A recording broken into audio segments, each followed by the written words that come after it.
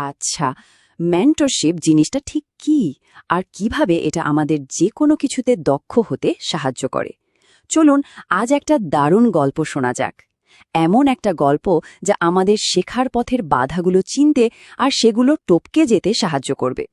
কখনো কি এমনটা মনে হয়েছে যে নতুন কিছু একটা শিখতে গিয়ে একদম আটকে গেছেন, মনে হচ্ছে আর যেন এগোনোই যাচ্ছে না?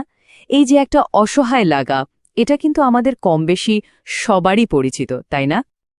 তো আজকের গল্পের কেন্দ্রে আছে পূজা নামের একজন ছাত্রী, আর সে এমন একটা চ্যালেঞ্জের মুখে পড়েছিল যা তাকে প্রায় হতাশই করে ফেলেছিল।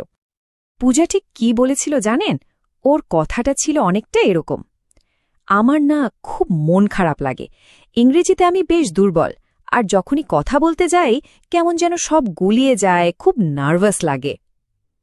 এই যে ভয়টা, এটা কি চেনা চেনা লাগছে? আসলে দেখুন, পূজার আসল সমস্যাটা কিন্তু শুধু ইংরেজি না জানা ছিল না, তার থেকেও বড় একটা ব্যাপার ছিল। সেটা হলো ভুল করার ভয়। ওর মনে হতো কথা বলতে গেলেই বুঝি সবাই ওর ভুল ধরবে, ওকে নিয়ে হাসাহাসি করবে। আর ঠিক এই ভয়টাই ওকে একদম থামিয়ে দিয়েছিল। আর ঠিক এরকম একটা সময়েই পূজার জীবনে এলেন তার শিক্ষক অর্জুন, একজন সত্যিকারের মেন্টর। আর বলা যেতে পারে এখান থেকেই কিন্তু গল্পের মোড়টা ঘুরতে শুরু করে। মেন্টর বা পথ প্রদর্শক শব্দটা তো আমরা প্রায়ই শুনি, কিন্তু এর মানেটা কি?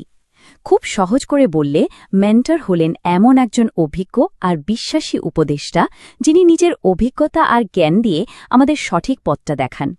অর্জুনও পূজার জন্য ঠিক এই ভূমিকাটাই নিয়েছিলেন। অর্জুন কিন্তু পূজাকে খুব জটিল কিছু করতে বলেননি। উনি ভয় কাটিয়ে ওঠার জন্য ওকে মাত্র 4টে সহজ স্টেপ ফলো করতে বললেন। কি সেগুলো? 1 নম্বর, প্রতিদিন অল্প অল্প করে প্র্যাকটিস করা। 2, ইংরেজি সিনেমা দেখা। 3, বই পড়া। আর 4 নম্বরটা হল, যখনই কোনো নতুন শব্দ পাবে সাথে সাথে তার মানেটা খুঁজে বের করা। তো প্ল্যান তো রেডি, কিন্তু আসল চ্যালেঞ্জটা তো এখানেই শুরু, তাই না? শুধু উপদেশ শুনলে তো হবে না, সেটা কাজেও লাগাতে হবে। আর পূজার জন্য এটাই ছিল সবচেয়ে কঠিন পাঠ, মানে নিষ্ঠার সাথে দিনের পর দিন কাজটা করে যাওয়া। আমরা সবাই জানি যে ভালো কিছু হতে সময় লাগে, রাতারাতি তো আর হয় না। পূজার ক্ষেত্রেও ঠিক তাই হয়েছিল।